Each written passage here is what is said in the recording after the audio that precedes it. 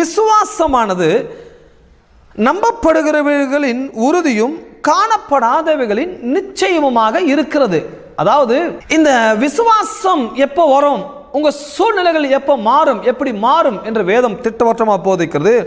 நம்பப்படுகிறவர்களின் உறுதி, முதலாவது நான் ஒரு காரியத்தை நம்ப வேண்டும் என்று வேதம் போதிக்கிறது. ஏதாவது ஒரு வகையில் நம்பிக்கையுள்ளாக இருங்கள். சாகிற வரைக்கும் நீங்கள் நம்பிக்கை விட்டு விடாதீர்கள். சாகிற வரைக்கும் தொடர்ந்து நம்பிக்கொண்டே இருங்கள். வாழ்க்கை குறித்து, சரீர சுகத்தை குறித்து, பொருளாதாரத்தை குறித்து, பிள்ளைகளை குறித்து ஒரு நம்பிக்கை எப்பொழுதும் இருக்கட்டும். உங்கள் வாழ்விலே பணம் அழியலாம், தொழில் அழியலாம், வாழ்க்கையிலே நீங்கள் சம்பாதித்து வைத்த சொத்து ஆஸ்தி அனைத்தும் அழியலாம். நான் சொல்லுகிறேன் அருமையானவர்களே, நம்பிக்கை ஒருபோதும் அழியாமல் காத்துக்கொள்ளுங்கள். நம்பிக்கை அழியுமேயானால், நம்பிக்கை உங்கள் வாழ்க்கை விட்டு விலகி போகமேயானால், பிறகு உங்கள் வாழ்வையே லாஸ் ஆக்கி விடுவீர்கள். உங்கள் வாழ்க்கையில் அனைத்தையும் இழந்து விடுவீர்கள். உங்கள் வாழ்வு